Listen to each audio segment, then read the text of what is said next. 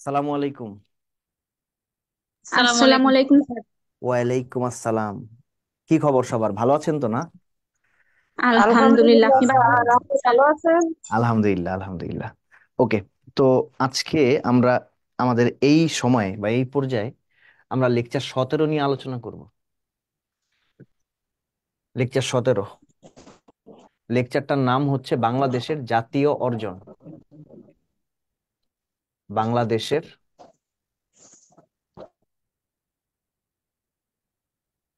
জাতীয় অর্জন, পর্ব 1, পার্ট 1 এটা, হ্যাঁ। তো এই জায়গায় আমরা যে টপিকগুলো পড়বো, হ্যাঁ, টপিকগুলো একটু জেনে রাখি। প্রথম যে টপিকটা, সেটা হচ্ছে বাংলাদেশের আন্তর্জাতিক সংস্থার সদস্যপদ লাভ। বাংলাদেশের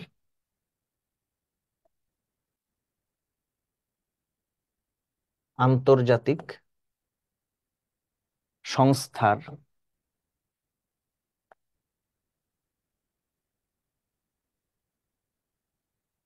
সদস্যপদ লাভ।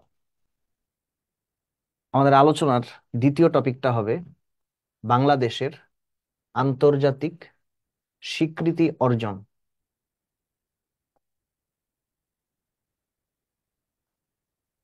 আন্তর্জাতিক স্বীকৃতি অর্জন। আলোচনার তৃতীয় টপিকটা হবে সমুদ্র জয়, বাংলাদেশের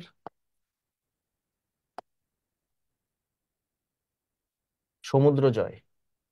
আলোচনার চতুর্থ টপিকটা হবে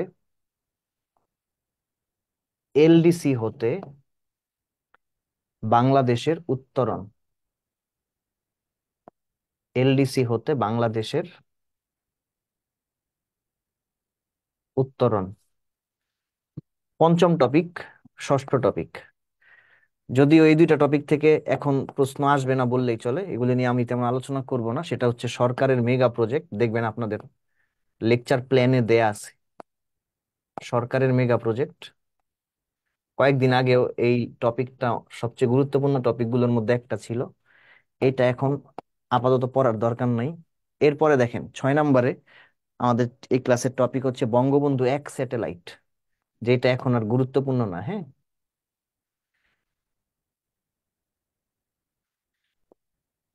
এটাও কিন্তু পড়বো না। তো এই দুইটা টপিক আমরা আমাদের প্ল্যান থেকে বাদ দিব আপাতত, এবং নতুন একটা টপিক এখানে যুক্ত করব, হ্যাঁ।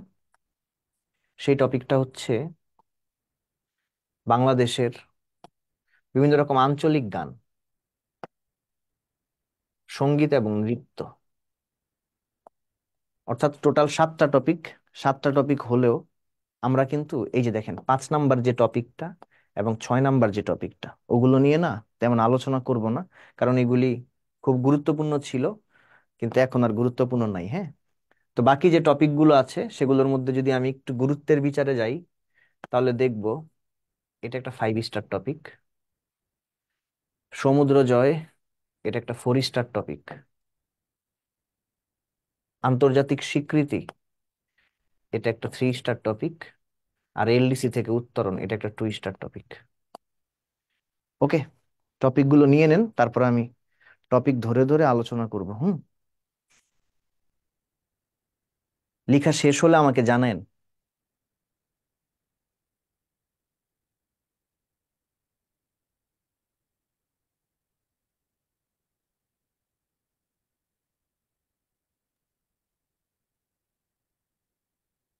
স্যার, বাউল গান আর নৃত্য কত টপিক?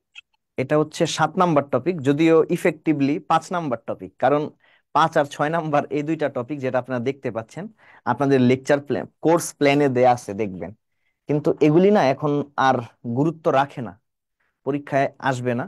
তো সেই জন্য দেখেন আমি ক্রস মার্ক দিয়েছি এগুলির পাশে। আর একটা টপিক এক্সট্রা যুক্ত করেছি যেগুলি আপনাদের লেকচার প্ল্যানে নাই, কিন্তু এক্সট্রা আমি যুক্ত করেছি, সেটা হচ্ছে বাউল সঙ্গীত এবং নৃত্য। ওকে। আর উপরের যে 4টা সেগুলি কিন্তু এই লেকচার প্ল্যানেরই অংশ। এক্সট্রা টপিক হচ্ছে 7 নাম্বারটা, বাউল সঙ্গীত এবং নৃত্য। তো দেখতে পাচ্ছেন কিন্তু আমরা গুরুত্বের বিচারে টপিকগুলো কিন্তু স্টার মার্কিং করেছি, তাই না? সবচেয়ে গুরুত্বপূর্ণ টপিক কিন্তু প্রথমটাই, বাংলাদেশের আন্তর্জাতিক সংস্থার সদস্যপদ লাভ, বাংলাদেশের আন্তর্জাতিক স্বীকৃতি, বাংলাদেশের সমুদ্র জয় এবং শেষ স্যার লেখা। এলডিসি থেকে বাংলাদেশের উত্তরণ। হ্যাঁ, ওকে, সবাই লিখেছেন তো না? হুম। জি স্যার। ওকে, চলেন টপিক ধরে ধরে আলোচনা করি। প্রথম যে টপিকটা, বাংলাদেশের আন্তর্জাতিক সংস্থার সদস্যপদ লাভ। ওকে, এটা আমরা না একটা ছকের মাধ্যমে আলোচনা করব। আপনারা হেডলাইন দিয়ে রাখেন, বাংলাদেশের আন্তর্জাতিক সংস্থার সদস্যপদ লাভ। একটা ছক আঁকবো আমরা।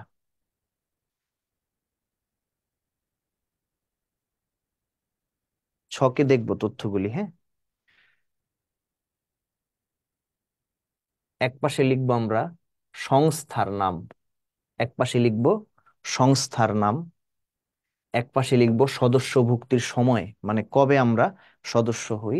এক পাশে দেখবো ওই সংস্থাটার সদর দপ্তর, মানে হেড অফিসটা কোথায় অবস্থিত। আরেক পাশে দেখবো ওই সংস্থা রিলেটেড কিছু বিশেষ তথ্য। তো এক পাশে আমরা লিখবো সংস্থার নাম,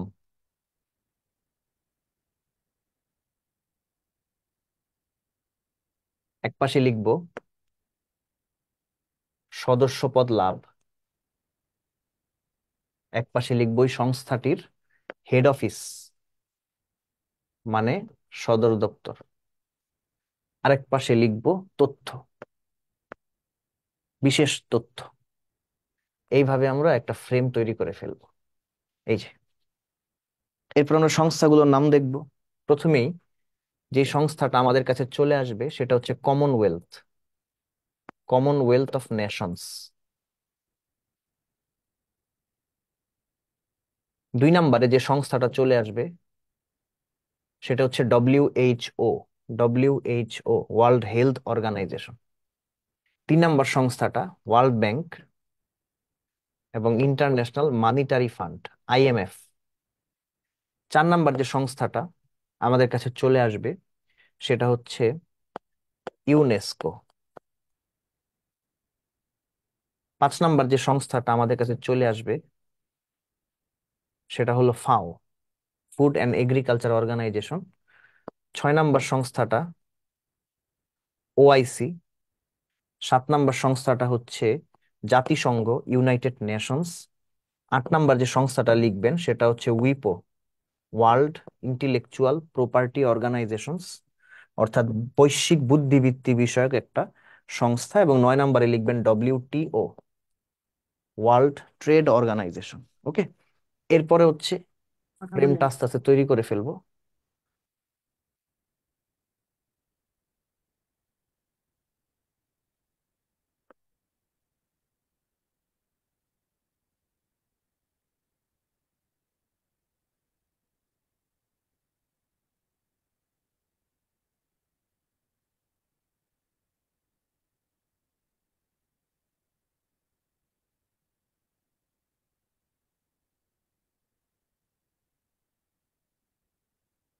ওকে, চলেন।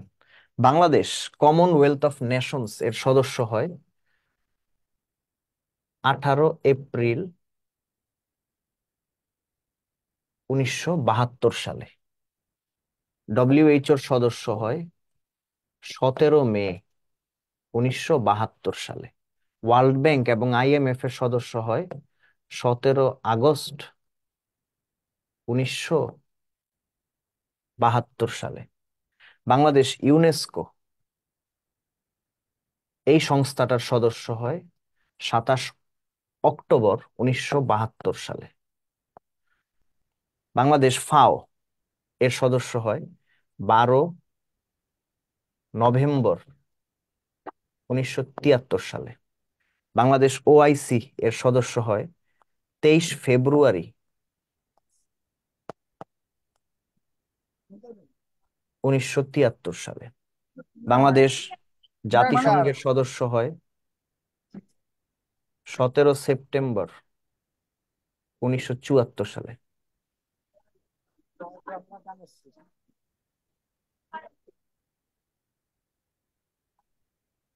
বাংলাদেশ উইপো, ওয়ার্ল্ড ইন্টেলেকচুয়াল প্রপার্টি অর্গানাইজেশন এর সদস্য হয় 1 জুলাই 1985 সালে। বাংলাদেশ ডব্লিউটিও এর সদস্য হয় 1 জানুয়ারি 1995 সালে। এবার আসি সদর দপ্তর কোনটার কোথায়, হ্যাঁ। কমনওয়েলথের সদর দপ্তর হচ্ছে লন্ডনে। ইউনাইটেড কিংডমের যে রাজধানী লন্ডন, এটা একটা বাড়ি আছে, নাম হচ্ছে মালব্রো হাউস, ওইখানে, হ্যাঁ। ডব্লিউএইচও এর সদস্য হয় জেনেভায়, সুইজারল্যান্ডে। জেনেভাকে বলা হয় সম্মেলনের শহর। জেনেভাকে বলা হয় সম্মেলনের শহর। ওয়ার্ল্ড ব্যাংক, আইএমএফ, এটা হচ্ছে ওয়াশিংটন ডিসিতে। Washington DC.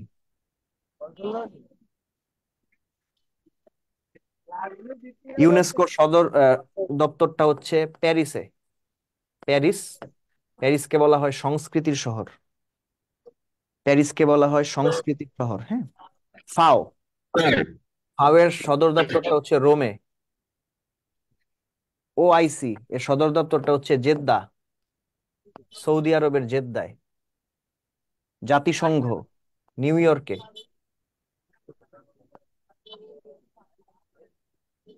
উইপো জেনেভায়। ডব্লিউটিও জেনেভায়। এবার আসি তথ্যে। কমনওয়েলথ, বাংলাদেশ প্রথম সদস্য হয়, অর্থাৎ বাংলাদেশ প্রথম যে আন্তর্জাতিক সংস্থাটার সদস্য হয়, সেই সংস্থাটার নাম হচ্ছে কমনওয়েলথ। বাংলাদেশ কমনওয়েলথের 34তম সদস্য। ডব্লিউএইচও ইউএন ভুক্ত প্রথম সংস্থা, বাংলাদেশ সদস্য হয়। বাংলাদেশ পরীক্ষায় প্রশ্ন আসে, জাতিসংঘভুক্ত বা ইউএন ভুক্ত কোন সংস্থার বাংলাদেশ সর্বপ্রথম সদস্য হয়? উত্তরটা হচ্ছে ডব্লিউএইচ। ওয়ার্ল্ড ব্যাংক এবং আইএমএফ এগুলোকে বলা হয় ব্রেটন উডস প্রতিষ্ঠান। এই জিনিসগুলি কি, এগুলি আমি আলোচনার সময় শেয়ার করব, হ্যাঁ। ব্রেটন উডস প্রতিষ্ঠান। ইউনেস্কো ইউনেস্কোকে বলা হয় শিক্ষা, বিজ্ঞান এবং সংস্কৃতি বিষয়ক প্রতিষ্ঠান। শিক্ষা,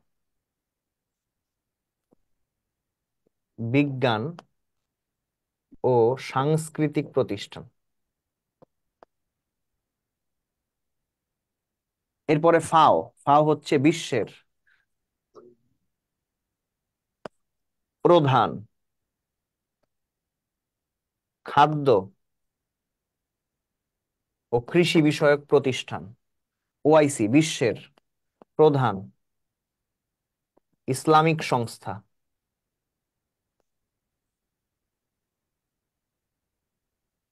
জাতিসংঘ বিশ্বের প্রধান আন্তর্জাতিক সংস্থা। উইপো, আপনারা জানেন যে আমাদের দেশে, শুধু আমাদের দেশেই না, পৃথিবীতে জিওগ্রাফিক্যাল ইন্ডিকেশন প্রোডাক্ট, অর্থাৎ জিআই পণ্যের স্বীকৃতি প্রদান করে হচ্ছে উইপো। ডব্লিউটিও, এটার গ্যাট, এটার পূর্ব নাম হচ্ছে গ্যাট। গ্যাট হতে ডব্লিউটিও হয়েছে। এবং এটাও কিন্তু একটা ব্রেটন উডস প্রতিষ্ঠান। এটাও একটা কি, ব্রেটন উডস ওরে প্রতিষ্ঠান। চার্জারটা দাও।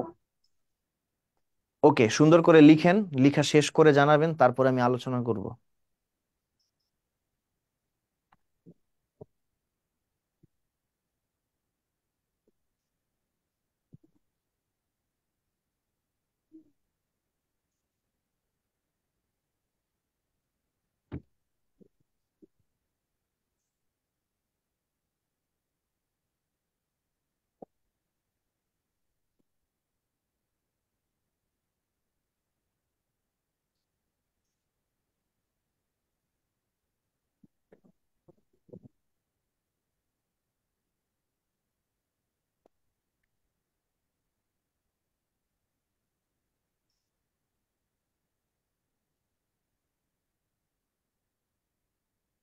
কি লেখা হলো তো না?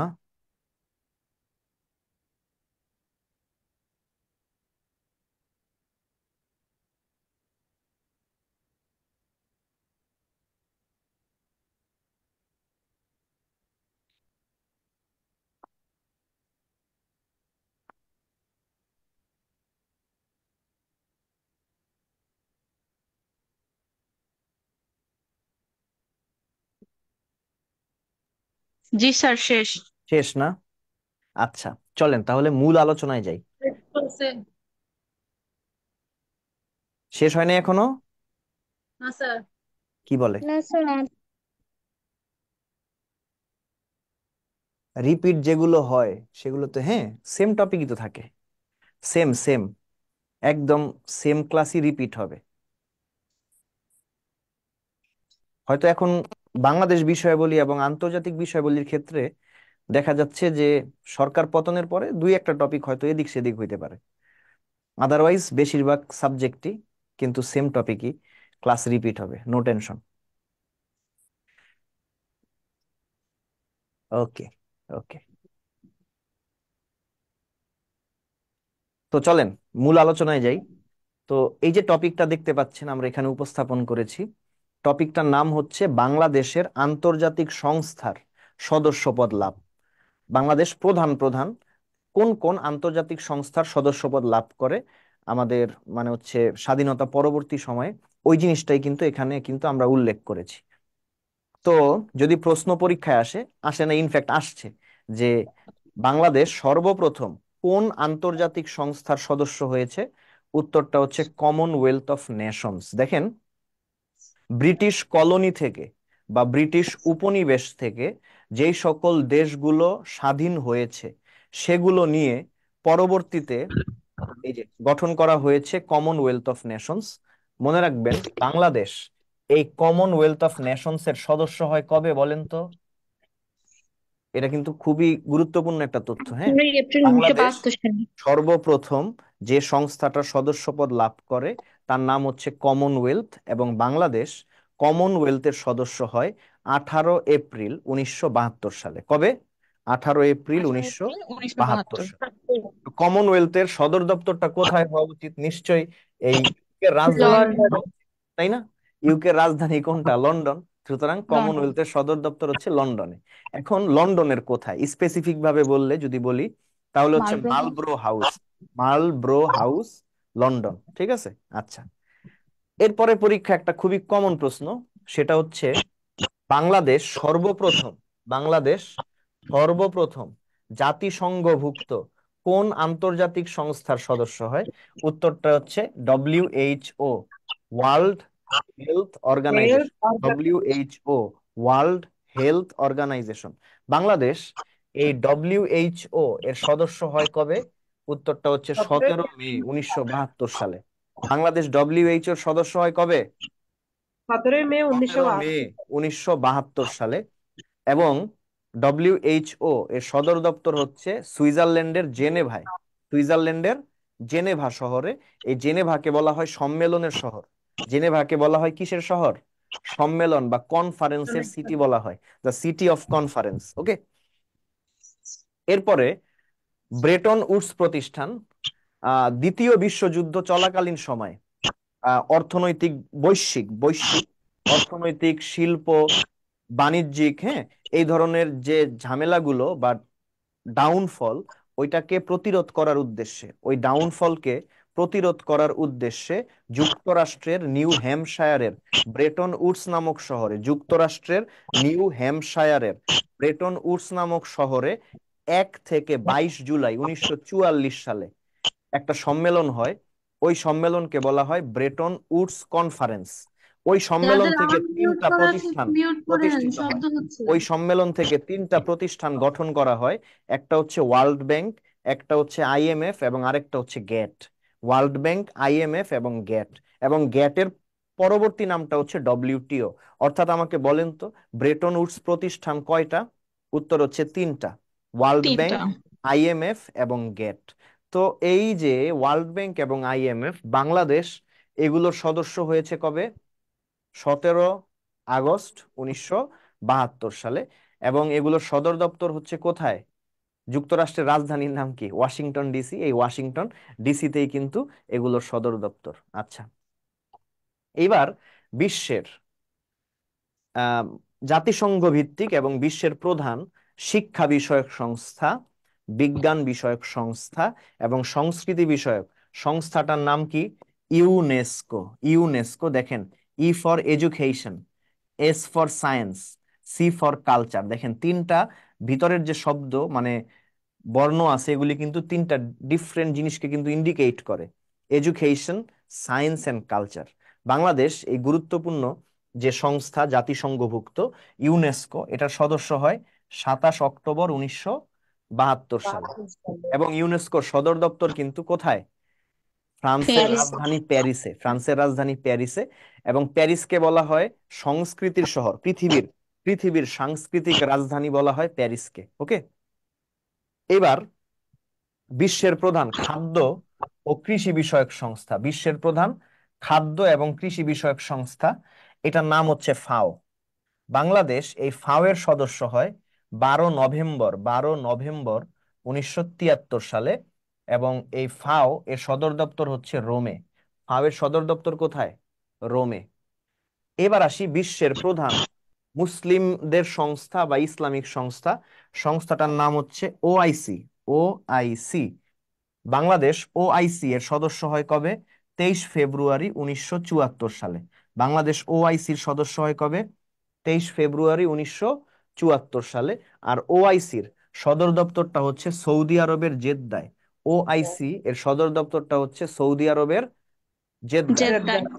এইবার বাংলাদেশ প্রধান আন্তর্জাতিক সংস্থা অর্থাৎ জাতিসংঘ এর সদস্য হয় কবে? 17 সেপ্টেম্বর 1974 সালে। বাংলাদেশ কবে জাতিসংঘের সদস্য হয় বলেন তো? খুবই গুরুত্বপূর্ণ তথ্য। 17 সেপ্টেম্বর 1974 সালে। এই 17 সেপ্টেম্বর কিন্তু আমাদের জাতীয় শিক্ষা দিবস।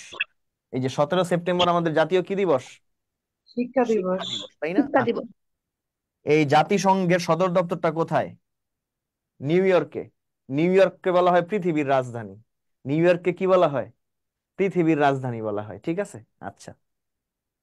এবার দেখেন জিআই প্রোডাক্ট, জিওগ্রাফিক্যাল ইন্ডিকেশন, অর্থাৎ যে প্রোডাক্টের মাধ্যমে একটা নির্দিষ্ট ভৌগোলিক এলাকাকে চিহ্নিত করা হয়। সেটা যেমন আমরা বলি না যে চাঁপাই নবাবগঞ্জের ক্ষীরসাপাতি আম, রাজশাহীর সিল্ক, ঠিক না? এরপরে বলি জামালপুরের নকশি কাঁথা। আপনি বুঝতেছেন, মানে একটা নির্দিষ্ট এলাকাকে ইন্ডিকেট করা হয় যে পণ্যের মাধ্যমে, সেটাকেই বলা হয় জিওগ্রাফিক্যাল ইন্ডিকেশন প্রোডাক্ট। তো পৃথিবীতে বগুড়া দই, এই ধরনের জিআই দিনাজপুর পণ্যগুলোর সিমান। স্বীকৃতি কে দেয়? উত্তরটা হচ্ছে উইপো, ওয়ার্ল্ড ইন্টেলেকচুয়াল প্রপার্টি অর্গানাইজেশনস। তো এই বাংলাদেশ সদস্য হয় কবে? 1 জুলাই 1985 সালে। এটা সদর দপ্তর কোথায়? সুইজারল্যান্ডের জেনেভায়। এবার আসি ডব্লিউটিও, ওয়ার্ল্ড ট্রেড অর্গানাইজেশন। এটার পূর্ব নাম ছিল GATT, General Agreement on Trade and Tariff. General Agreement on Trade and Tariff. তো পরবর্তীতে উরুগুয়ের যে রাজধানী মন্টেভিডিও, উরুগুয়ের রাজধানী মন্টেভিডিওতে 8বার বৈঠক হয়। এবং এই 8টা বৈঠক পরে এটাকে নাম পরিবর্তন করে রাখা হয় ডব্লিউটিও। বাংলাদেশেই ডব্লিউটিওর সদস্য হয় 1 জানুয়ারি 1995 সালে। 1 জানুয়ারি 1995 সালে। এবং এটা সদর দপ্তরও কিন্তু সুইজারল্যান্ডের জেনেভায়। এছাড়া এই ডব্লিউটিও কিন্তু একটা ব্রেটন উডস প্রতিষ্ঠান, মনে রাখেন 3টা প্রতিষ্ঠান, ওয়ার্ল্ড ব্যাংক, আইএমএফ, আরেকটা হচ্ছে বর্তমানে ডব্লিউটিও, যার পূর্ব নাম হচ্ছে গ্যাট। এখন স্যার বলেন স্যার এই ব্রেটন টপিক থেকে। উডস এর বিষয়ে আরেকটু বলবেন? বুঝলাম না কোন জিনিসটা। Sir Bretton Woods. ও আচ্ছা, ব্রেটন উডস হচ্ছে কি জানেন? তো ওই যে তখন দ্বিতীয় বিশ্বযুদ্ধ চলছিল, দ্বিতীয় বিশ্বযুদ্ধে বৈশ্বিক অর্থনৈতিক এবং বাণিজ্যিক চরম মন্দা, খারাপ অবস্থা, এই অবস্থা থেকে কিভাবে সামাল দেয়া যায় সেই জন্য একটা বৈঠক হয়। মানে পুঁজিবাদী দেশগুলো, পুঁজিবাদী মানে হচ্ছে আমরা বলি না ক্যাপিটালিস্ট কান্ট্রি, পশ্চিমা, হ্যাঁ, পুঁজিবাদী দেশগুলোর যে প্রধানরা রয়েছেন, অর্থ বিষয়ক উপদেষ্টা বা অর্থমন্ত্রী, হ্যাঁ, তারা সবাই মিলে একসাথে বসেন কোথায়? যুক্তরাষ্ট্রের নিউ হ্যাম্পশায়ারের ব্রেটন উডস নামক শহরে। 1 থেকে 22 জুলাই 22 দিন ব্যাপী একটা বৈঠক হয়। ওই বৈঠক থেকে 3টা সংস্থার উৎপত্তি হয়, যারা কিনা কি কাজ করবে? বিশ্বের অর্থনীতিকে পুনরুদ্ধার করার কাজ করবে। বুঝতে পারছেন? একটা হচ্ছে ওয়ার্ল্ড ব্যাংক, একটা হচ্ছে আইএমএফ, আর একটা হচ্ছে গ্যাট। এই গ্যাটের পরবর্তীতে গ্যাটের নাম হয় ডব্লিউটিও, উরুগুয়ের 8 রাউন্ডের মাধ্যমে বা 8টা বৈঠকের মাধ্যমে। হ্যাঁ, এই তো। জি স্যার, বুঝতে পারছি sir. Thank you. Sir welcome. গেটের ফুল মিনিংটা যদি একটু বলতেন। General Agreement, G for general, A for agreement, মাঝখানে on, T for trade, T for tariff. General Agreement on Trade and Tariff, General Agreement on Trade and Tariff, এটা হচ্ছে গ্যাটের পূর্ণরূপ। Thank you sir sir. Tariff spelling. হ্যাঁ, বলেন। Sir tariff বানানটা একটু যদি বলতেন। আচ্ছা, ট্যারিফ মানে হচ্ছে শুল্ক, এটার বাংলা মানে হচ্ছে শুল্ক। বানানটা আমি লিখে দিই।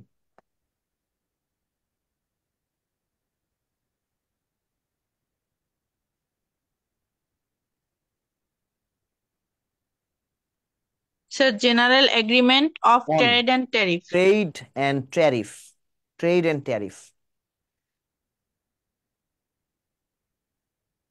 কি হয়েছে তো না?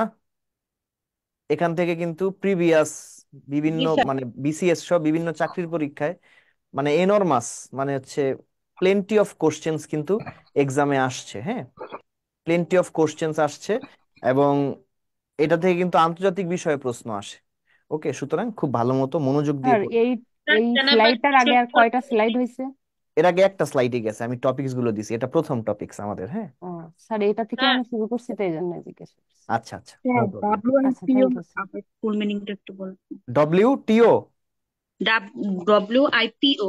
আচ্ছা, World Intellectual Property Organization, World Intellectual Intellectual Property Property Organization. Organization, World Intellectual Property Organizations. Okay, sir মানে জেনেভাকে কিসের শহর বলা হয়েছিল? সম্মেলন, সম্মেলন মানে অনেক মিটিং হয়, বৈঠক হয়। হ্যাঁ, প্রচুর মানে হচ্ছে জাতিসংঘ প্রতিষ্ঠার পর থেকে মানে ওই জাতিসংঘের যে বিশেষায়িত সংস্থাগুলো আছে সেগুলোর প্রচুর সম্মেলন হয়েছে জেনেভায়, সেই জন্য জেনেভাকে বলা হয় সম্মেলনের শহর। ওকে, প্যারিসটা স্যার, প্যারিসটা বলছিলেন। সংস্কৃতির শহর বলা হয় প্যারিসকে, সংস্কৃতির শহর, city of culture, Paris. Sir ওআইসির পূর্ণরূপটা? Organization of Islamic Cooperation, Organization of Islamic Cooperation, Organization of Islamic cooperation.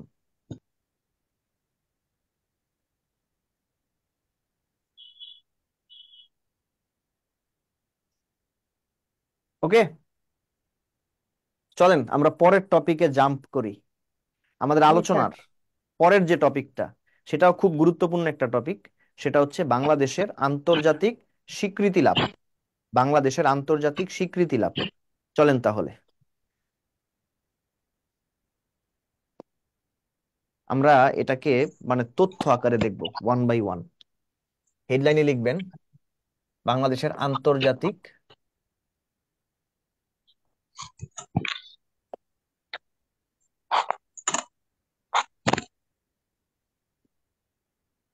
স্বীকৃতি লাভ।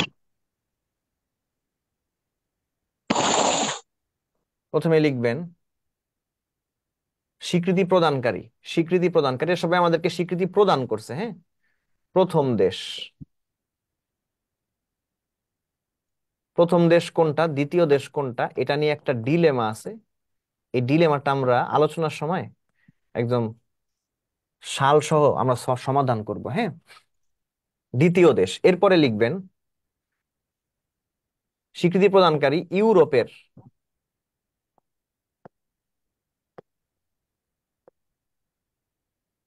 প্রথম দেশ বা সমাজতান্ত্রিক দেশ।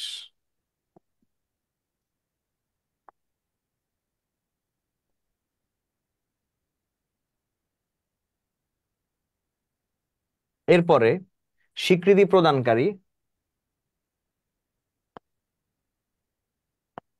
উত্তর আমেরিকা মহাদেশের প্রথম দেশ,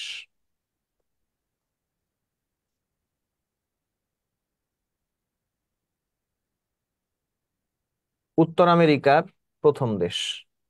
এরপরে স্বীকৃতি প্রদানকারী পার্মানেন্ট ফাইভ, জাতিসংঘের নিরাপত্তা পরিষদের পাঁচটি স্থায়ী সদস্য রাষ্ট্রকে একত্রে পার্মানেন্ট ফাইভ বা P5 বলা হয়। এই পার্মানেন্ট ফাইভভুক্ত প্রথম দেশ। এরপরে স্বীকৃতি প্রদানকারী ওশেনিয়ার ওশেনিয়ার ওশেনিয়া মহাদেশ আছে না, ওশেনিয়ার প্রথম দেশ।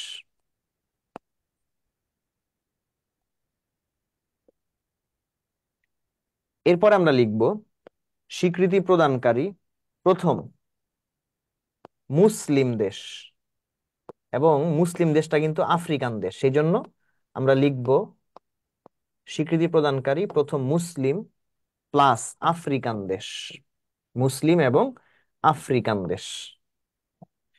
এরপরে যাব আমরা স্বীকৃতি প্রদানকারী প্রথম দক্ষিণ আমেরিকার দেশ, দক্ষিণ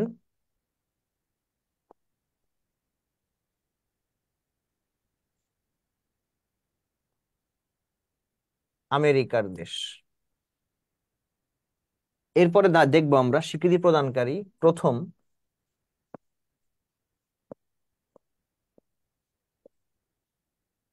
মধ্যপ্রাচ্যের দেশ। আরো দুই তিনটা তথ্য দেখবো আমরা একটু পরেই, এটাকে শেষ করে নিই। স্বীকৃতি প্রদানকারী প্রথম দেশটা হচ্ছে ভুটান। ভুটান স্বীকৃতি প্রদান করে 6 ডিসেম্বর 1971 সালে। দ্বিতীয় দেশটা হচ্ছে ভারত। ভারত ওই একই দিনে স্বীকৃতি প্রদান করে, তবে 2 ঘন্টা এদিক সেদিক। হ্যাঁ, ইউরোপের প্রথম দেশ সমাজতান্ত্রিক দেশ, সেটা হচ্ছে পূর্ব জার্মানি।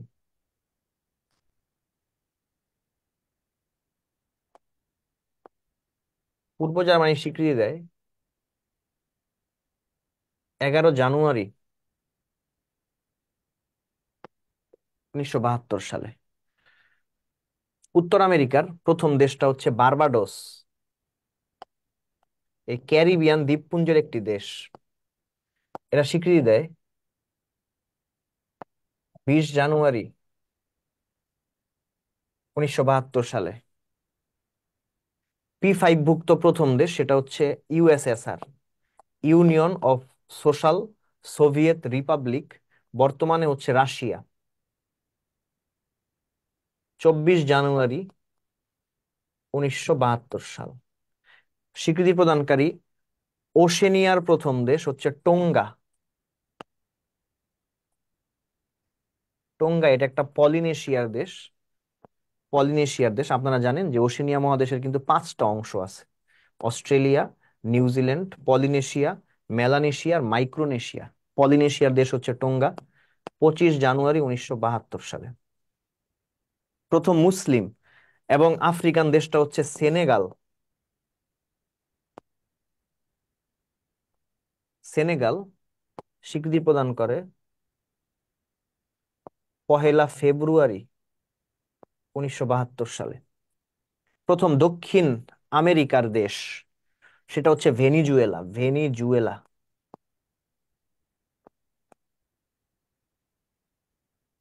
ভেনিজুয়েলা স্বীকৃতি প্রদান করে 2রা মে।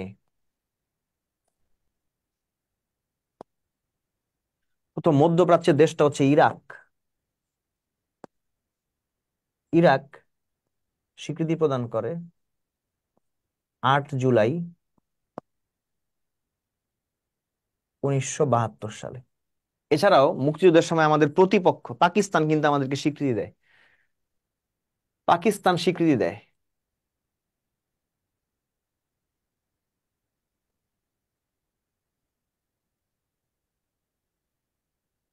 22 ফেব্রুয়ারি, 1974। হ্যাঁ, 1974 সালে। এরপরে আমাদের কিন্তু সৌদি আরব কে আছে, মানে কিংডম অফ সৌদি আরাবিয়া স্বীকৃতি দেয় শেখ মুজিবুর রহমানকে হত্যা করার রাতের বেলা, অর্থাৎ 12টার পরে, যেহেতু সেটা 16 আগস্ট 1975। আর সরকারি হিসাব মতে সর্বশেষ স্বীকৃতি দানকারী দেশ হচ্ছে চীন। চীন স্বীকৃতি প্রদান করে বাংলাদেশকে।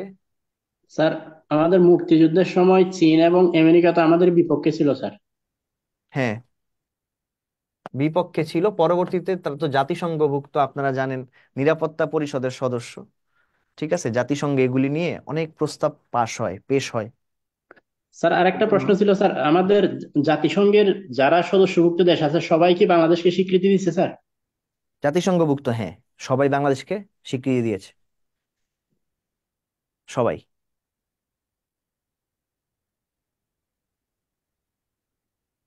স্যার, উত্তর আমেরিকার প্রথম দেশ এটা কোন দেশটা বোঝা যাচ্ছে না লেখাটা। বারবাডোস, বারবাডোস, এই ক্যারিবিয়ান দ্বীপপুঞ্জের দেশ।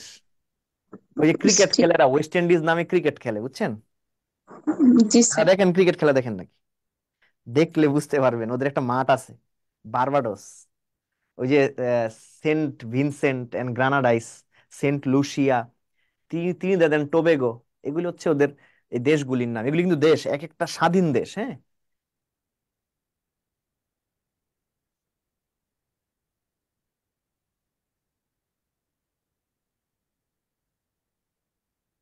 স্যার ওয়েস্ট ইন্ডিজটা কি দেশের নাম নাকি স্যার না না, ওয়েস্ট দ্বীপের ইন্ডিজ নাম কোনো স্যার? দেশের নামই না। ক্যারিবিয়ান ওটা দ্বীপপুঞ্জের সবগুলো দ্বীপ। দেশকে একত্রে ওয়েস্ট ইন্ডিজ বলে, বুঝতে পারছেন? স্যার ঠিক পি আছে, স্যার পি ঠিক ফাইভ আছে। এর মধ্যে কোন কোন দেশগুলো পড়ছে? P5 হচ্ছে ওই যে পার্মানেন্ট ফাইভ, জাতিসংঘের নিরাপত্তা পরিষদের 5টি স্থায়ী সদস্য রাষ্ট্র: যুক্তরাষ্ট্র, স্যার কোন পাঁচটি? যুক্তরাষ্ট্র, জি স্যার। যুক্তরাজ্য, চীন, রাশিয়া আর ফ্রান্স। যুক্তরাষ্ট্র, যুক্তরাজ্য, চীন, রাশিয়া আর ফ্রান্স, এই 5টা দেশকে বলা হয় P5, পার্মানেন্ট ফাইভ।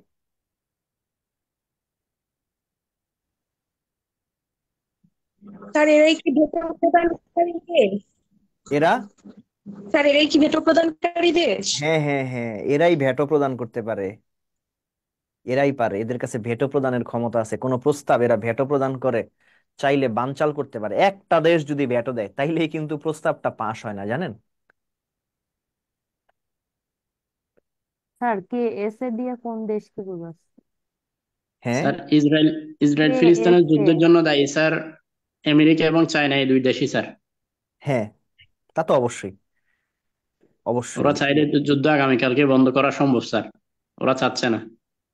আমেরিকা বন্ধ করলে ওদের অস্ত্র বিক্রি হইব? আমরা ওই জায়গায় ধরা স্যার, বহির্বিশ্বকে জিম্মি করে ফেলছে ওরা। হ্যাঁ,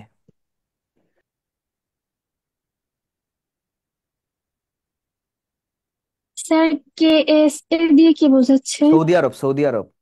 কে for kingdom, S for Saudi, A for Arabia, Kingdom of Saudi Arabia. Okay.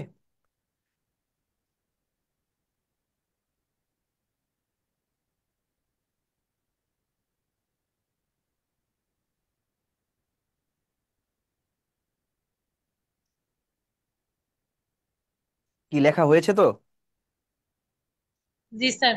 G sir. Sir, তো পি এখানে এ কে দেখেন, আমি কিন্তু দ্বারা কি বোঝাচ্ছে? কোনটা কোনটা দিয়ে, Kingdom of P Saudi Arabia. A K. Pakistan, Pakistan. আচ্ছা আচ্ছা। পাকিস্তান।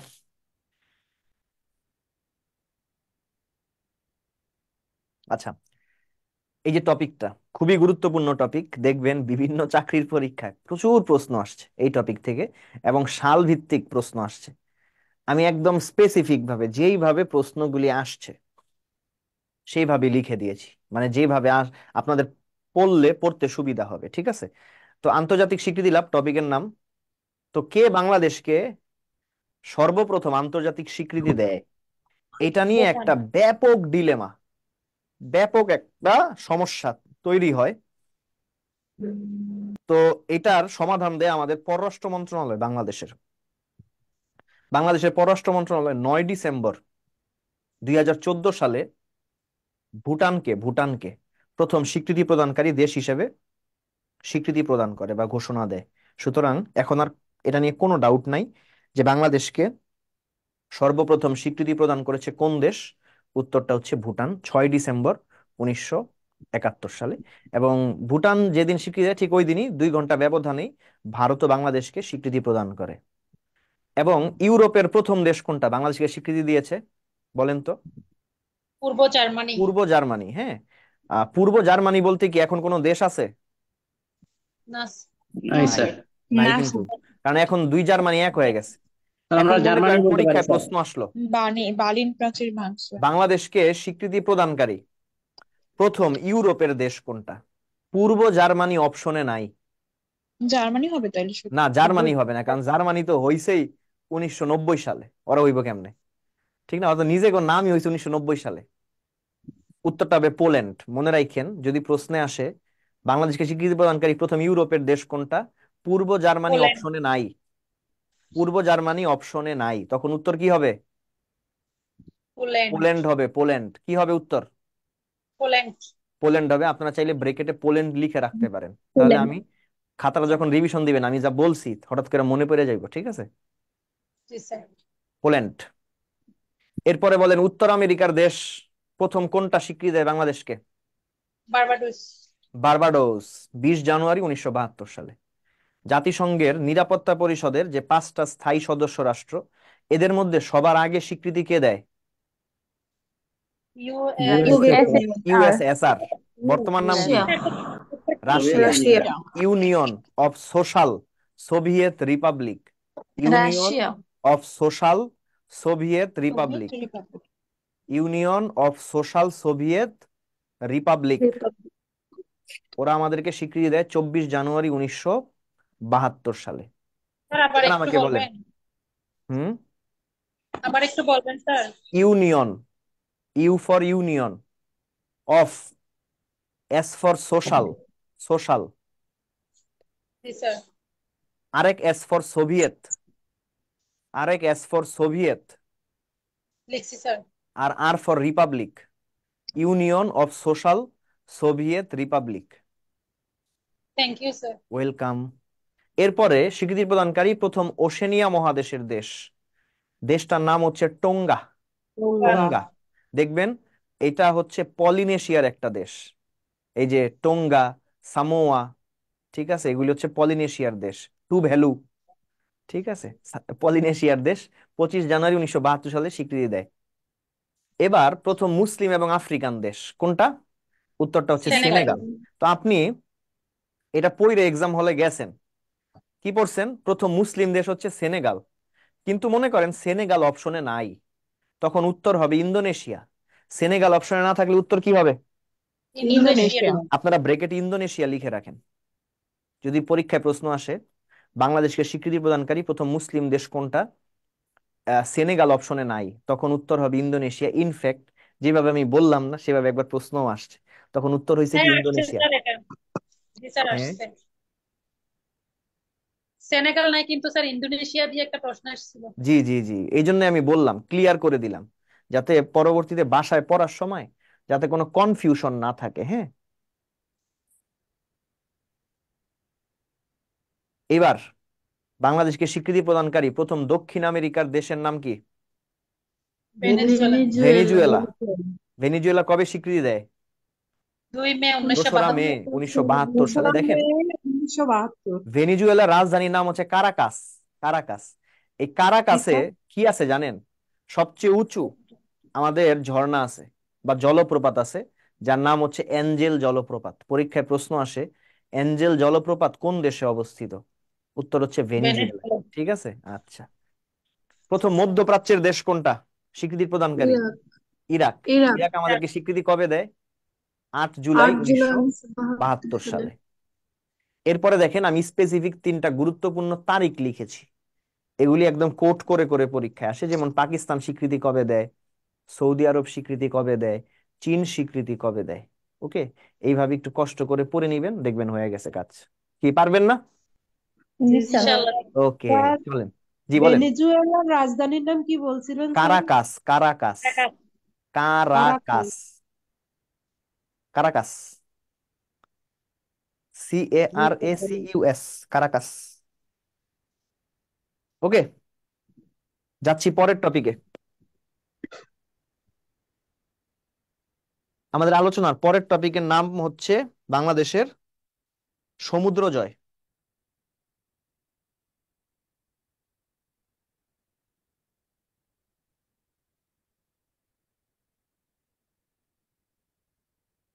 সমুদ্র জয়, আমরা একটা ছকে তথ্যগুলো দেখে ফেলি।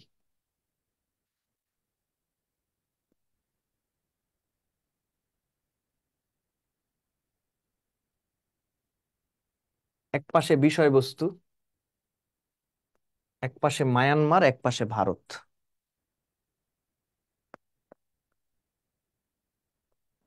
বিষয়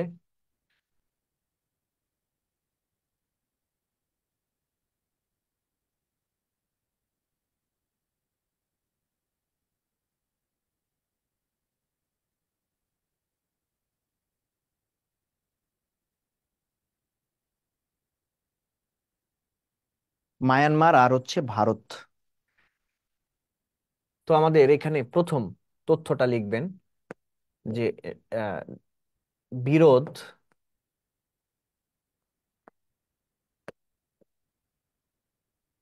নিষ্পত্তি নিষ্পত্তিকারী সংস্থা। 2 নম্বরে লিখবেন সদর দপ্তর।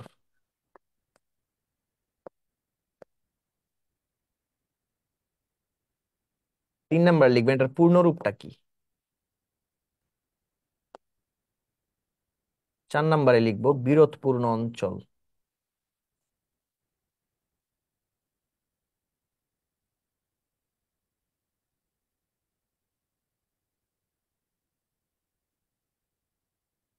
পাঁচ নম্বরে লিখবো বাংলাদেশের অর্জন।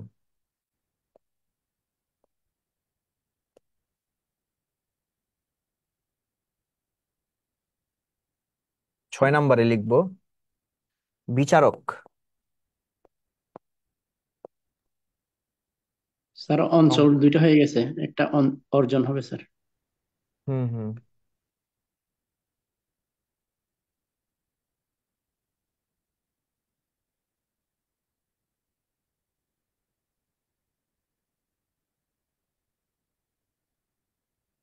এরপরে 7 নম্বর পয়েন্টে লিখবো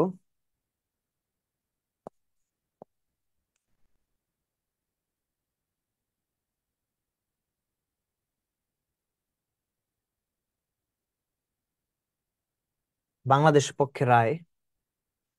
8 নম্বর লিখবো সময়। এই তো, এইভাবে আমরা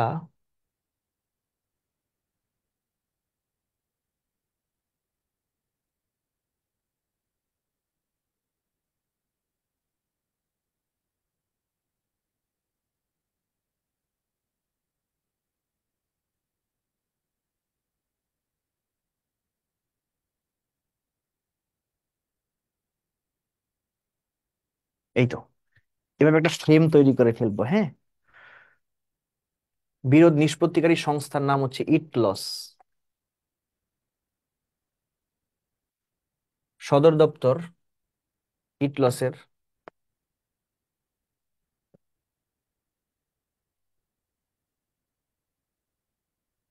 হামবুর্গ, জার্মানি। পূর্ণরূপ ইন্টারন্যাশনাল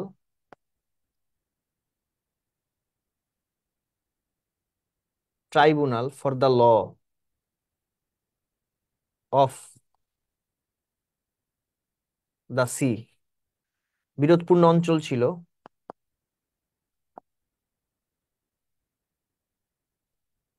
80,000 বর্গ কিলোমিটার। বাংলাদেশ অর্জন করেছে 70,000 বর্গ কিলোমিটার। তবে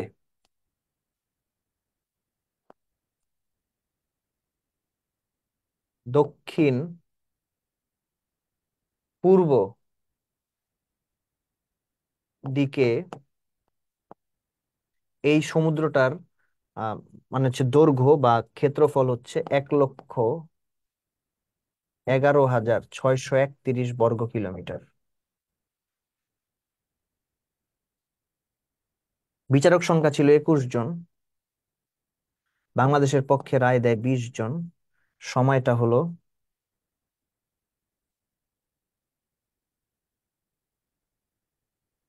14 মার্চ 2012। ভারত পিছিয়ে হেগ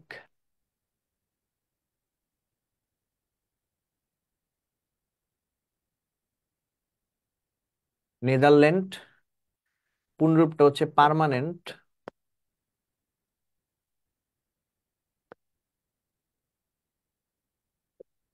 কোর্ট,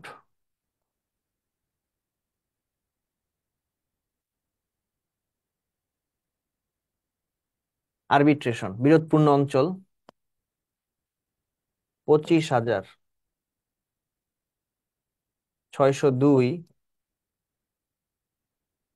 বর্গ কিলোমিটার। বাংলাদেশের অর্জন 19,467 বর্গ কিলোমিটার। বিচারক সংখ্যা 5 জন। বাংলাদেশের পক্ষে রায় দেয় 4 জন। সময়টা হলো 7 জুলাই 2014। সুন্দর করে লিখে নেন।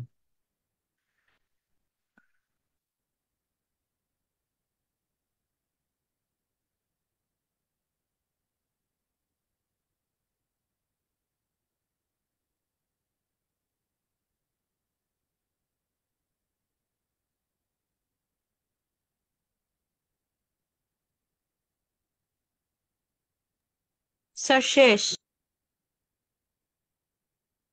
লিখেছেন তো সবাই না? না স্যার। লিখেন আস্তে আস্তে।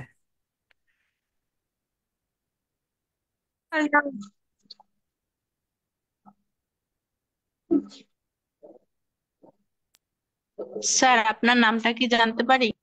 হ্যাঁ, আমার নাম অবশ্যই জানতে পারেন। আমার নাম হচ্ছে আবু সাইদ অনিক। আপনি কি আজকে প্রথম ক্লাস করছেন আমার? হুম। না স্যার, আরো করেছি, নাম ভুলে গেছি আপনার। আরো মানে প্রথম ক্লাসও করেছি। আহ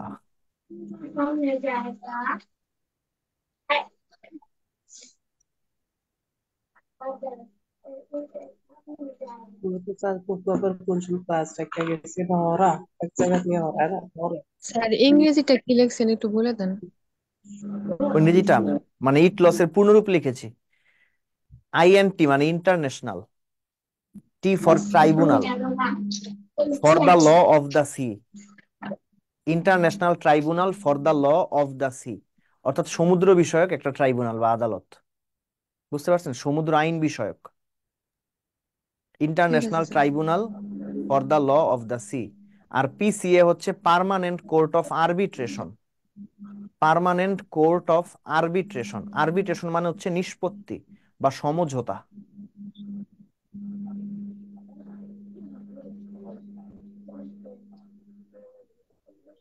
স্যার আপনারা কি মেইন শাখা থেকে ক্লাস করেন? হ্যাঁ, স্যার মেইন শাখা কোথায় এটা? এটা ফার্ম গেটে। আচ্ছা। Farm gate.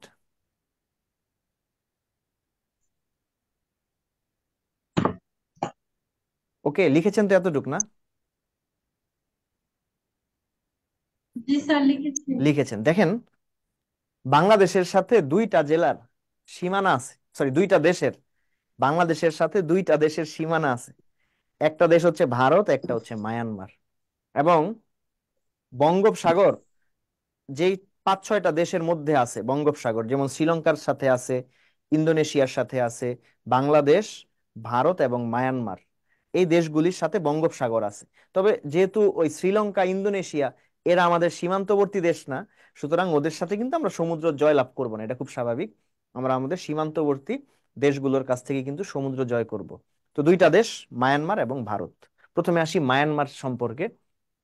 আমাদের সাথে মায়ানমারের যে সমুদ্র ডিসপিউটটা ছিল, এই ডিসপিউটটা নিষ্পত্তি করে একটা সংস্থা। সংস্থাটার নাম হচ্ছে ইটলস।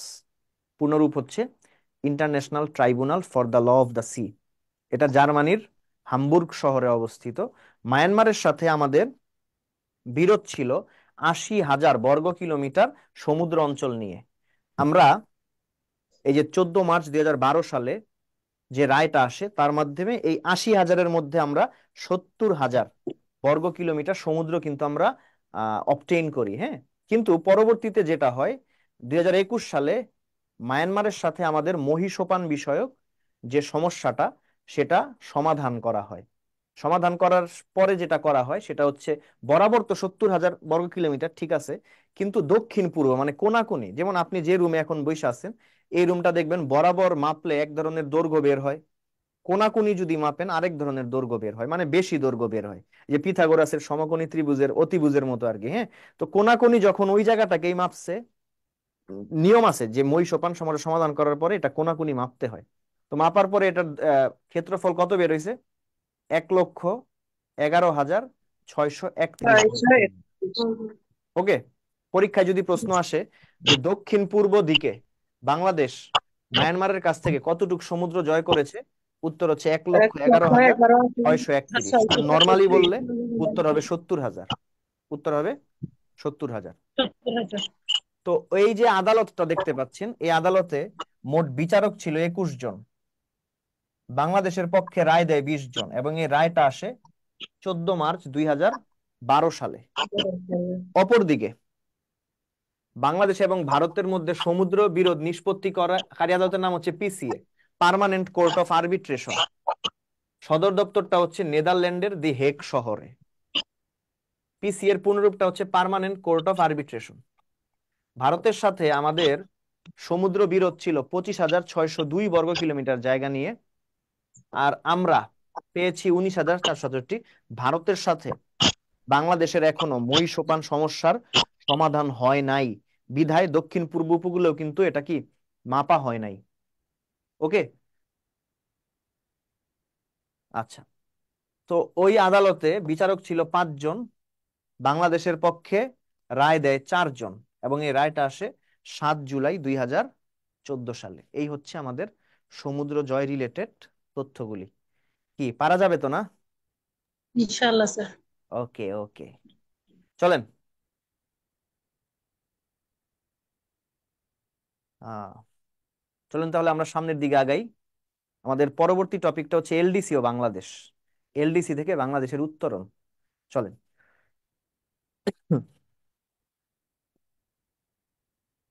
এলডিসি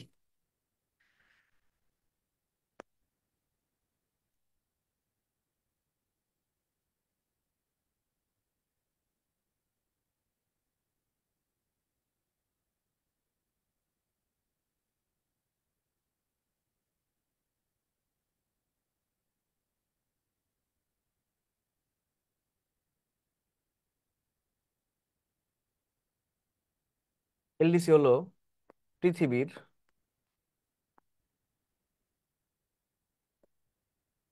স্বল্পোন্নত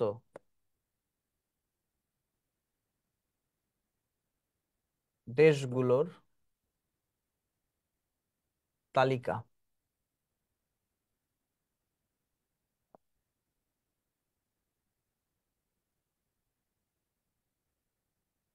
তালিকা তৈরি করে CDP, committee for development policy. এই তালিকাটা তৈরি করে CDP, committee for development policy.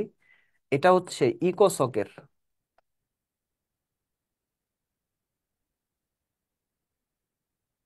একটি কমিটি, ইকোসকের একটি কমিটি। তালিকা তৈরি শুরু হয়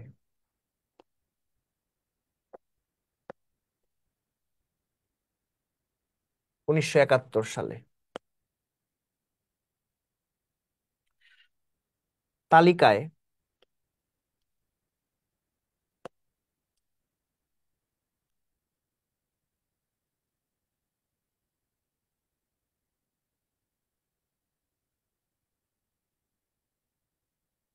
বাংলাদেশকে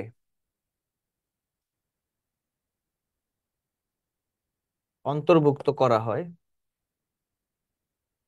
২১ মার্চ ১৯৭৫ সালে।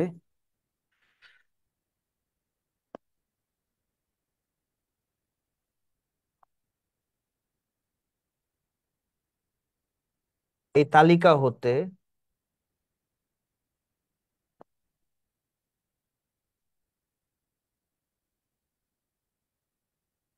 শর্ত ৩টি।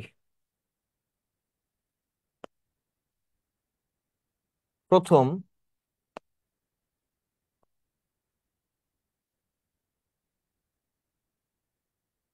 উত্তরণকৃত দেশটা হচ্ছে বতসোয়ানা।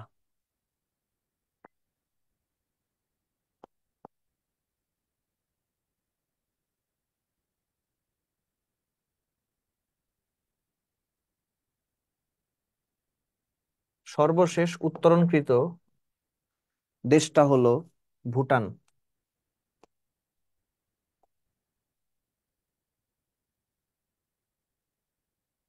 বাংলাদেশ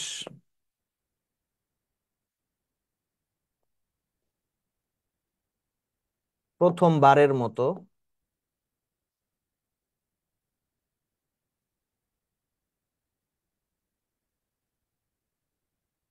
এলডিসি হতে উত্তরণের শর্ত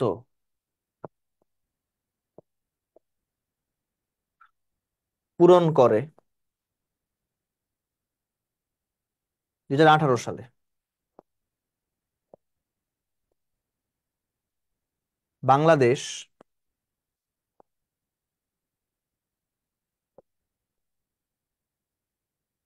চূড়ান্তভাবে এলডিসি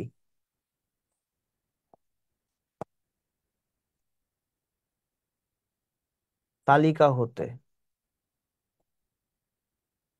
উত্তরণ করবে 24 নভেম্বর 2026 সালে। বর্তমানে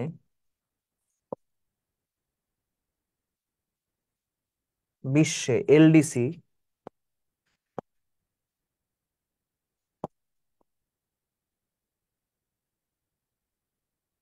ভুক্ত দেশ 45টি। এই পর্যন্ত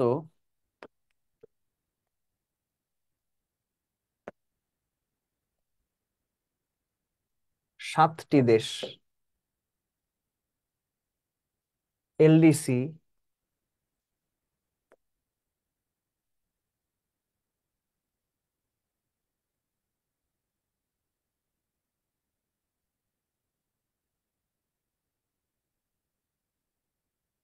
এর তালিকা থেকে উত্তরণ করেছে।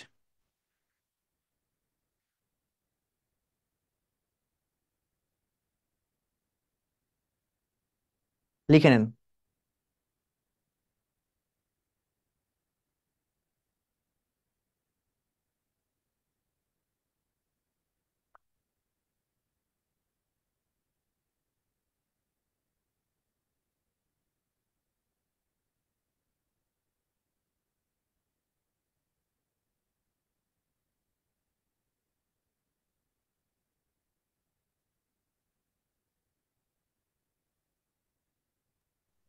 স্যার বাংলাদেশ কি 8ম নম্বর হবে?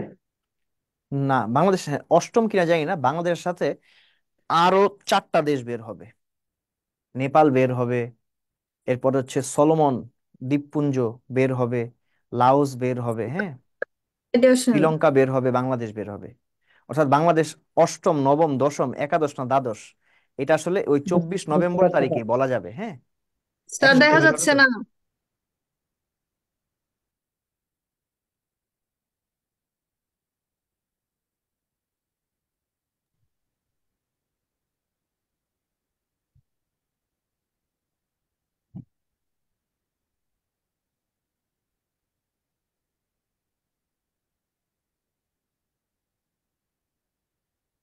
লেখা হয়েছে স্যার। হয়েছে না? Thank you. এলডিসি আলোচনা যাচ্ছে কিন্তু, হ্যাঁ। এলডিসি কি? এলডিসি মূলত একটা তালিকা। কার তালিকা? যে দেশগুলো স্বল্পোন্নত। স্বল্পোন্নত দেশ কোনগুলো? যাদের মাথাপিছু আয় 1306 ডলারের কম। যাদের বার্ষিক মাথাপিছু আয় কত? 1306 ডলারের কম। ঠিক আছে।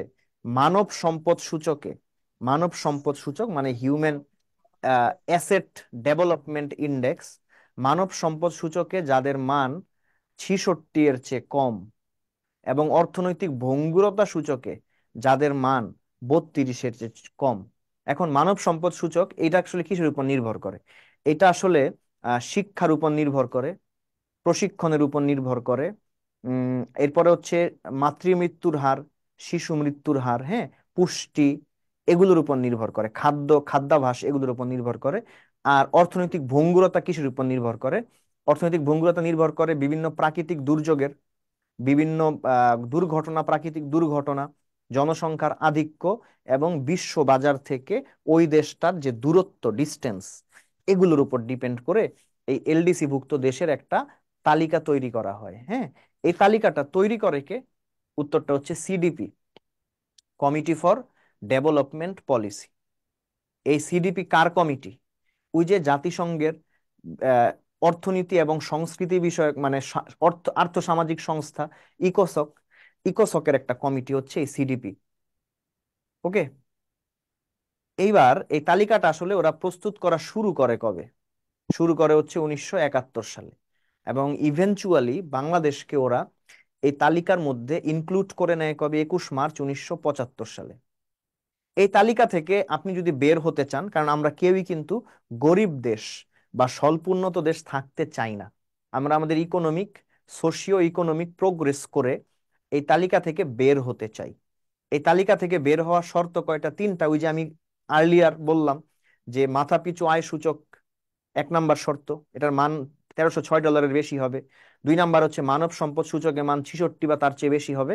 আর অর্থনৈতিক ভঙ্গুরতা সূচকের মান 32 বা তার চেয়ে কম হবে। সর্বপ্রথম এই এলডিসির তালিকা থেকে যে দেশটা উত্তরণ করে, দেশটার নাম হচ্ছে বতসোয়ানা। প্রথম উত্তরণ করে তারা 1994 সালে। সর্বশেষ উত্তরণ করে ভুটান 2023 সালে। বাংলাদেশ প্রথমবারের মতো এই যে সবগুলো শর্ত, 3টা শর্তের কথা বললাম আমি, এই শর্তগুলো পূরণ করে 2018 সালে, এবং মানে হচ্ছে উত্তরণ করবে 24 নভেম্বর 2026 সালে। বর্তমানে কিন্তু বিশ্বে এলডিসি ভুক্ত দেশ আছে 45টা, টোটাল ছিল 52টা। এর মধ্যে 7টা দেশ অলরেডি এলডিসির তালিকা থেকে নিজেদের নামটাকে আহ, বাদ দিতে সক্ষম হয়েছে। কয়টা দেশ? 7টা দেশ। এইভাবে কিন্তু আপনারা পারবেন, তাই না? এলডিসি থেকে প্রশ্ন আসলে পারবেন না? CDP CDP, committee for development policy, committee for development policy. Sir 7টা দেশ কোনটা কোনটা স্যার? আচ্ছা, 7টা দেশ হচ্ছে, প্রথমেই হচ্ছে বতসোয়ানা।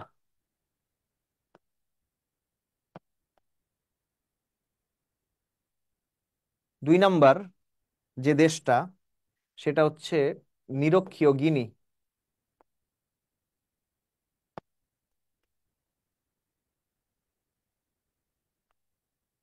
3 নাম্বার যে দেশটা, সেটা হচ্ছে মালদ্বীপ। 4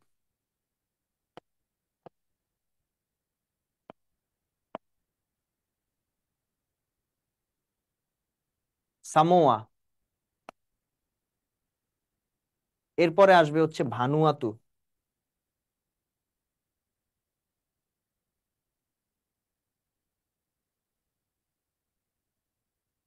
এরপরে হচ্ছে কিরিবাতি। আর হচ্ছে ভুটান। এই হচ্ছে দেশগুলি। আপনাকে জাস্ট প্রিলিতে মনে রাখতে হবে, এগুলি রিটার্নে কাজে লাগে। প্রিলিতে মনে রাখতে হবে প্রথম কোন দেশটা উত্তরণ করে? বতসোয়ানা।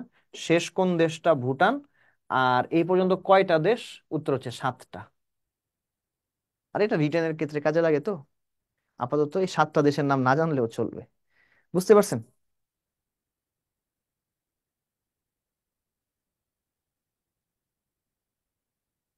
তো চলেন আমরা পরের টপিকে যাই। পরের 2টা টপিক আমরা আলোচনা করব না, কারণ আসলে আলোচনা করে কোনো ফায়দা নাই, কারণ এক্সামে আসবে না। তাই তো, সরকারের মেগা প্রজেক্ট আর হচ্ছে বঙ্গবন্ধু 1 স্যাটেলাইট, তো এগুলি থেকে প্রশ্ন আসবে না। এর পরের যে টপিকটা, সেটা হচ্ছে এক্সট্রা টপিক। আমাদের কিন্তু প্ল্যানের টপিক শেষ। হুম, এখন যে টপিকটা আছে সেটা হচ্ছে এক্সট্রা টপিক, যেটা আমরা আসলে ওই যে কম্পেনসেট করার জন্য এই টপিকটা দিয়েছি। সেটা হচ্ছে বাউল সঙ্গীত ও নাচ। স্যার আমরা যে এলডিসি থেকে উত্তোলন হব, এখানে তো শেখ হাসিনার একটা ভূমিকা আছে। অবশ্যই আছে। শেখ হাসিনার ভূমিকা না, অ্যাকচুয়ালি কি দেখেন, আমরা আসলে একটা জিনিস রে মনে করি যে এটা সে আছে দেখা আছে, বিষয়টা এমন না। উন্নয়ন না একটা ধারাবাহিক প্রক্রিয়া। এটা যদি শেখ হাসিনার জায়গায় খালেদা জিয়া থাকতো, অথবা এরশাদ থাকতো, অথবা শফিকুর রহমান থাকতো, উন্নয়ন একটা ধারাবাহিক প্রক্রিয়া, উন্নয়ন হবেই, যেই করুক। বুঝতে পারছেন? এটা তো আসলে শেখ হাসিনার অবদান না। শেখ হাসিনা কি আপনার আহ কি বলে এটাকে, ইনকাম বাড়াইছে? আপনার রোগ না তো স্যার। কমাইছে, বিষয়টা এমন না। বিষয়টা কি না স্যার, না আসলে, স্যার। যেহেতু তার আমলে আমরা সর্বপ্রথমবার এটা শর্তগুলি পূরণ করছি, তো ওই সেন্সে শেখ হাসিনার সাথে এটা কানেক্টেড আছে। কিন্তু দ্যাট ইজ নট এভরিথিং, কারণ এলডিসির তালিকা তৈরি করে সিডিপি, এটা আমাদের দেশের কোনো সংস্থা না। এটা জাতিসংঘের অর্থনৈতিক এবং সামাজিক পরিষদের একটা কমিটি, বুঝতে পারছেন? এটা ইন্টারন্যাশনাল একটা সংস্থা। যদি জি বাংলাদেশ স্যার, হতো, বুঝতে যেমন পেরেছি। মনে করেন যে সরকারের মেগা প্রজেক্ট, এগুলো অ্যাবসলিউটলি ওই সাবেক সরকারের। এরপরে হচ্ছে এই অষ্টম পঞ্চবার্ষিক পরিকল্পনা, রূপকল্প, এগুলো হচ্ছে সাবেক সরকারের, তাই না? বুঝতে পারছেন তো? জি। এটা হচ্ছে জি স্যার, ইন্টারন্যাশনাল। বুঝতে পেরেছি। সেই জন্য এটার সাথে আসলে কানেকশনটা আসলে অতপ্রতভাবে জড়িত না, কারণ এটার সিডিপির মানগুলো না আমরা কেউই নির্ধারণ করে দিই না। ওদের একটা দল আসে, পর্যবেক্ষক দল আসে, তারা এসে এটা কি করে নেয়, এটা হিসাব নিকাশ করে। বুঝতে পারছেন? ওকে, জি স্যার, বুঝতে পেরেছি। ওকে, ওকে।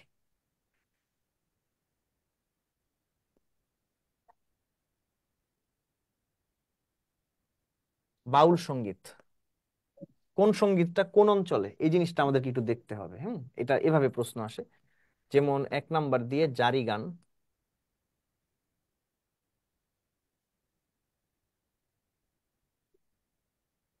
2 নাম্বার দিয়ে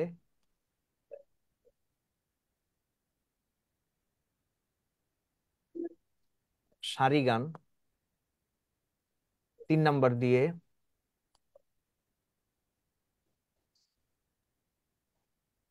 পালা গান, 4 নাম্বার দিয়ে আওয়া গান।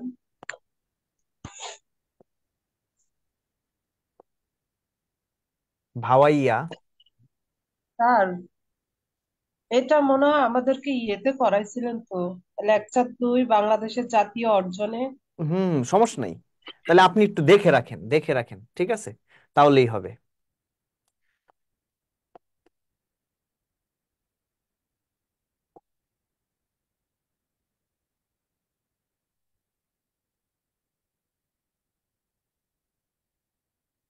গম্ভীরা গান,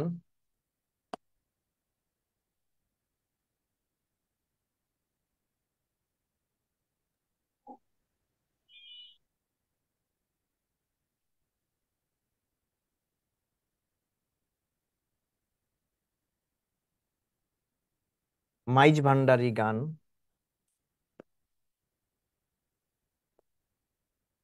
কাফন, চোরা গান,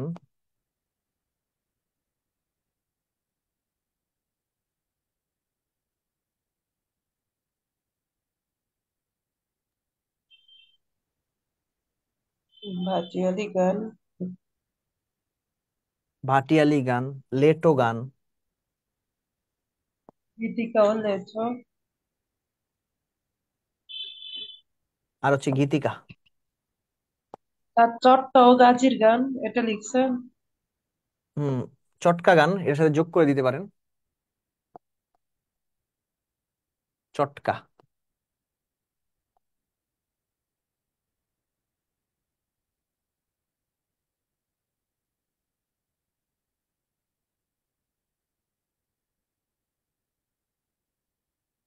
তো জারি গান, জারি গান হচ্ছে ঢাকা ময়মনসিংহ অঞ্চলের গান। সারি গান হচ্ছে সিলেট ময়মনসিংহ অঞ্চলের গান।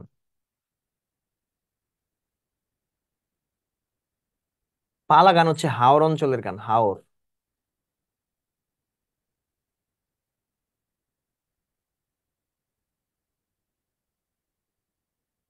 হাওর অঞ্চল কোনগুলি? এই যে নেত্রকোনা, সিলেট, সুনামগঞ্জ, হবিগঞ্জ, মৌলভীবাজার, কিশোরগঞ্জ, এই রিজিয়নটাকে বলা হয় হাওর অঞ্চল। হ্যাঁ, ভাওয়াইয়া গাজীর গান, এটা রংপুর। গম্ভীরা গান চাঁপাইনবাবগঞ্জ।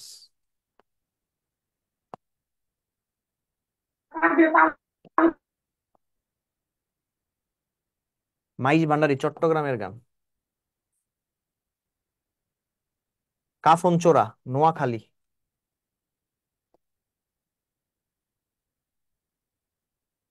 ভাটিয়ারি লেট্রো এটা হচ্ছে ময়মনসিংহের।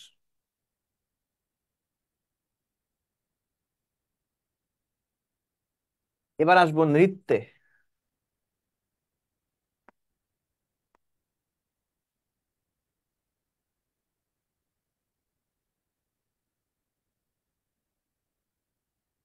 মণিপুরী নৃত্য,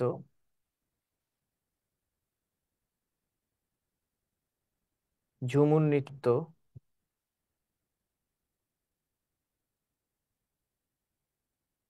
বেহুলার নৃত্য,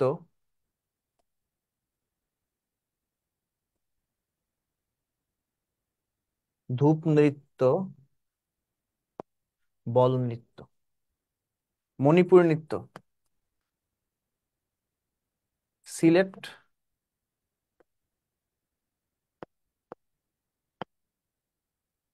মৌলভীবাজার।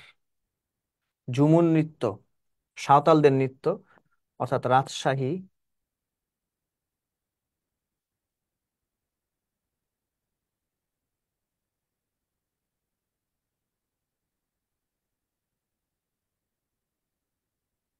বেহুলার নাচ হচ্ছে টাঙ্গাইলের, ধূপ নৃত্য হচ্ছে ফরিদপুর, খুলনা যশোরের, আর বল নৃত্য হচ্ছে শুধু যশোরের। যে বল নৃত্যটা কিন্তু এখন বর্তমানে বিলুপ্ত হয়ে গেছে।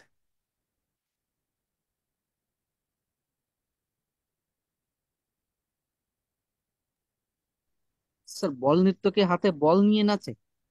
না, এটা একটা মানে কি বলে এটা রে, আপনার পায়ের মধ্যে ঘুঙুর পরে, হুম, এরপরে হচ্ছে যে কি বলে এটা রে, বাই, বাই বলে না, বাই নাচে। ওই যে প্রাচীন কালে বা মধ্যযুগে যেমন রাজারা, জমিদাররা নাচাইতো, ঠিক আছে, পায়ের মধ্যে পায়েল দিয়া ঘুঙুর দিয়া যে নাচে, এটা বিলুপ্ত হয়ে গেছে, এখন আর নাই। তারপরেও একবার প্রশ্ন আসছে যে বল নৃত্য কোন অঞ্চলের, উত্তরটা হচ্ছে যশোর। বেসিক্যালি এই নৃত্যটা শুরু করছিল একজন বারো ভূইয়া, একজন জমিদার, তার নাম হচ্ছে প্রতাপাদিত্য। নামটা শুনছেন? জমিদার প্রতাপাদিত্য। জি স্যার, শুনছি। এই জমিদার কিন্তু এই নৃত্যটা শুরু করছিল। মানে জলসা ঘরের মতো আইসা যে বাই, বাই মানে বুঝেন তো না, নাচনেওয়ালি বা নাচিয়ে নাচিয়ে।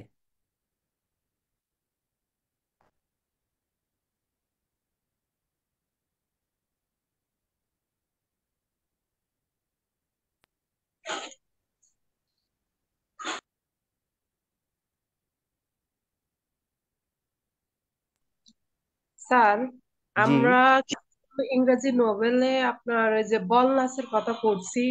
এই এই বল নাচ আর এখানে যে বল নাচ, এটা কি এক বল নাচের দিন? হ্যাঁ, সেম সেম, বল নাচ একই, ঠিক আছে। এটা বেসিক্যালি আমাদের আমাদের দেশের অরিজিন, ঠিক আছে। আর বাইরের রাষ্ট্রে এটা হয় না বল নাচ? হইতে পারে এখন, বা সমসাময়িক কালেও হইতে পারে, কিন্তু এটা অরিজিন আমাদের দেশে।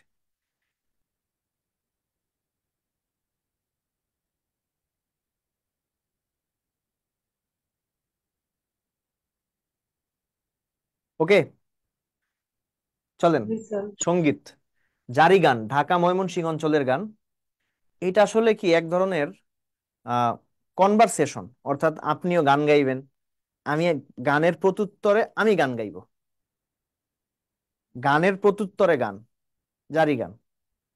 সারি গান আসলে এটা আসলে পানিতে, অর্থাৎ একটা খেলা হয়, নাম হচ্ছে নৌকা বাইচ।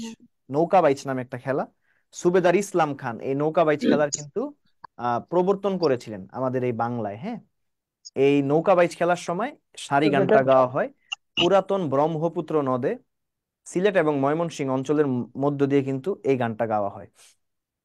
পালা গান, পালা গানটা হচ্ছে হাওর অঞ্চলের গান। যেমন এখনো কিন্তু আহ এই যে হাওর অঞ্চলগুলোতে কিন্তু পালা গানের যাত্রা বসে। হ্যাঁ, মানে হচ্ছে গান হয় হাওর অঞ্চলের গান। হাওর অঞ্চল বলতে আমরা ওই যে নেত্রকোনা, সুনামগঞ্জ, সিলেট, মৌলভীবাজার, হবিগঞ্জ এবং কিশোরগঞ্জকে কিন্তু বুঝবো। হ্যাঁ, এরপরে ভাওয়াইয়া গান, গাজীর গান আর চটকা গান। ভাওয়াইয়া হচ্ছে ও গরুর গাড়িতে চড়ে মানে হচ্ছে যে চালায় গরুর গাড়ি, সেই গানটা গায়, এটা রংপুর অঞ্চলের গান। এরপর হচ্ছে গম্ভীরা গান। গম্ভীরা গানটা হচ্ছে খুব মানে মেলোডিয়াস, খুব নরম সুরের একটা গান। এটা বৃহত্তর রাজশাহী মানে চাঁপাইনবাবগঞ্জের গান।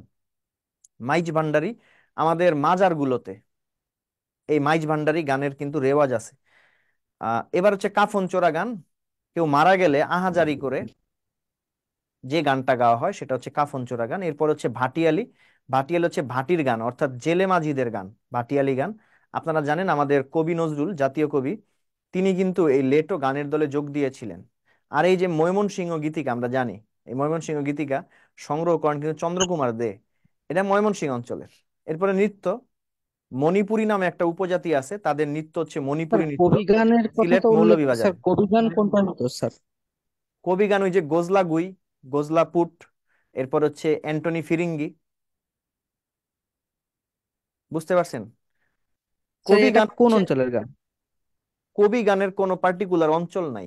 কবি গানের জন্য যদি বলেন তাহলে হচ্ছে আমাদের দক্ষিণাঞ্চলে এই স্যার এটা ধরনের কি গানগুলি। জারি গানের সাথে সম্পর্ক আছে স্যার? হ্যাঁ, অবশ্যই অবশ্যই, জারি গানের না, সাথে জারি গানটা সম্পর্কযুক্ত। এক ধরনের কবি গানটা স্যার, ওই যে দুইটা দলে বিভক্ত হয়ে করে তো স্যার। হুম হুম হুম হুম। এটা আসলে পালা গানের একটা শাখা। জারি গানের কথা না বলে আপনি বলতে পারেন পালা গানের এক ধরনের শাখা। ওকে, কবি গান পালা গানের একটি শাখা। ওই যে গোজলাগুই কবি গানের প্রথম কবি, গোজলাগুই বা গোজলাপুট।